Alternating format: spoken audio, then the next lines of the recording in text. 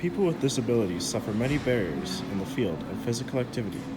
But how can we change this and make physical activity more inclusive for all? As shown in the article by Owain and discussed in our class, KNES 244, there are many problems with society and the programs in place to involve people with disabilities in physical activity and sport. This results in them facing many barriers and being less active. As shown in our article, it highlights the benefits and barriers of physical activity for individuals with disabilities. Talking about the main arguments in the article will be Adah and Leeuw. Also, talking about the methods of the research used in the article will be Calvin. And finally, talking about the relevance and similarities to KNES 244 will be Noah. Hey Dylan, remember that article we read? I do remember that article we read. Well, I took some key points from it. Can I hear them? Yeah, of course. I found that physical activity is more valuable for individuals with a disability compared to individuals without. Some physical activity benefits for an individual with a disability are cognitive, emotional, and social. It's also important to notice that the research states that individuals with a disability are often less healthy compared to an individual without a disability. But that doesn't mean that if you have a disability, you're unhealthy. Some of the things I took from the article were that there are a significant number of barriers for people with disabilities in physical activity. These barriers can be separated into categories. There's environmental, social, and personal barriers to physical activity.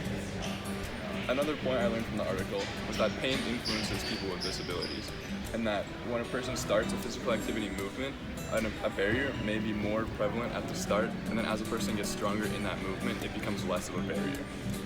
Methods used were selected articles that exemplify some paradoxes, nuances, contrasting perspectives, and complexities of knowledge base in this area that are discussed in the Disability Studies framework.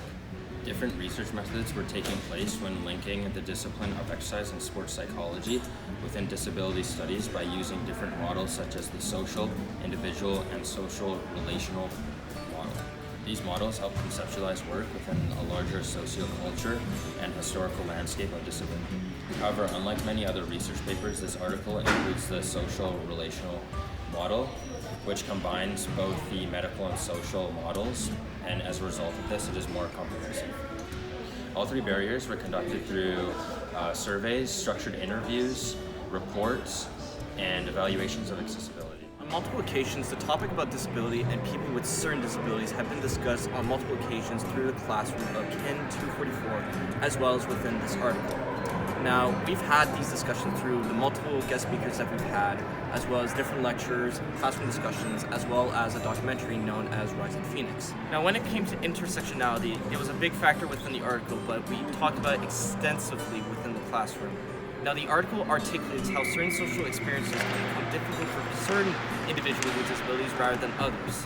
Now, within the classroom and the information of this article, it allows us to become more educated and to understand the perspectives that people with disabilities can sometimes overcome and adapt in order to be physically active or to become physically active. Connections between Jeffrey Martin's article as well as the classroom discussions within Kinesiology 244, along with the guest speakers, the articles, and the documentary Rising Phoenix, it encompasses the multitude of barriers that athletes and individuals with disabilities have experienced and adapted in sports, as well as being physically active as a whole.